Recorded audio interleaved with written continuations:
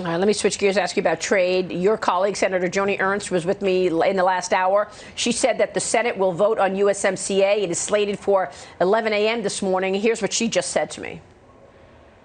When are you expecting USMCA to pass the Senate?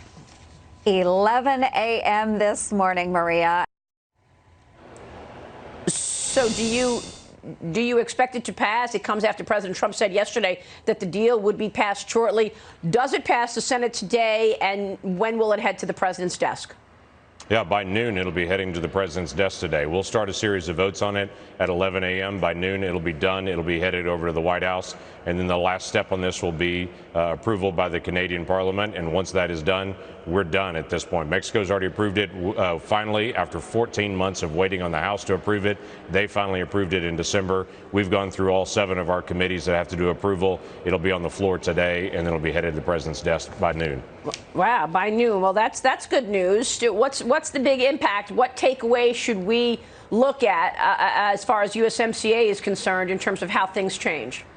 Yeah, for folks that are tracking this, obviously there are a lot of elements that are in NAFTA that are also in USMCA, but it adds a lot of features that are desperately needed. Digital trade, digital services, obviously was not a big issue in the 1990s. It certainly is right now. It deals with the de minimis moving back and forth. It deals with intellectual property, not allowing Mexico and others to be able to steal intellectual property, which has been a problem in some areas.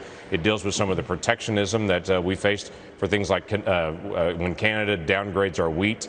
When it moves from the United States into Canada, they downgrade it to livestock grade and then sell it for a cheaper price there. It deals with some of those protectionist areas so we can have a flat market.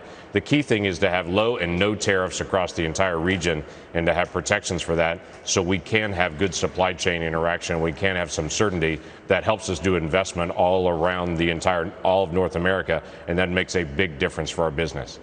All right, that's certainly good news. Good news also on the China front. Let me ask you quickly about that, because we had the signing yesterday. There are some people who do not believe in the enforcement mechanism. They say that it's toothless. I know that the U.S. Has it in there in the China phase 1 that it can snap back increased tariffs in place if the Chinese don't follow through on its promises. But how significant is that enforcement mechanism?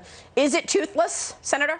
No, it is certainly not toothless. It is a process they go through with multiple layers to be able to make appeals that finally ends up in front of the principals, and then they actually can snap back into tariffs at that point. So it's a predictable process for business as they go through. So there's not a sense that there could be some immediate snapback, but there's a predictable process and opportunities to be able to redeem that. That's entirely reasonable as we go through the process. But it does put enforcement mechanisms in place. And for the first time, we actually have a deal ongoing with China. Is it everything? No. And the president's been very clear.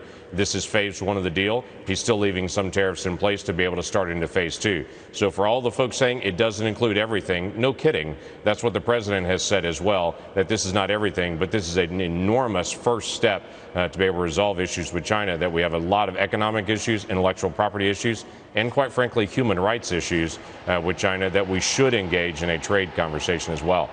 So you think that'll be in phase 2? We know that there are 1 million Uyghurs in camps right now in China. That's correct. That's correct. There are a lot of issues that are there, and part of the conversation with China is just the structure of their communist government. There are folks that say, well, the government helps own a significant part of business. Well, again, no kidding. It's a communist government. They have significant engagement in their own economy, but we also should engage not only that issue and ownership, but also the human rights issue and the dignity issue. Yeah, we didn't even get into Russia and how Putin has fired his whole government so that he could have more power even after he leaves. That was pretty a significant story as well. Surprise on it for no one. Unbelievable. Senator, it's great to see you this morning. Great insights from you. We appreciate your time. James Lankford joining us there.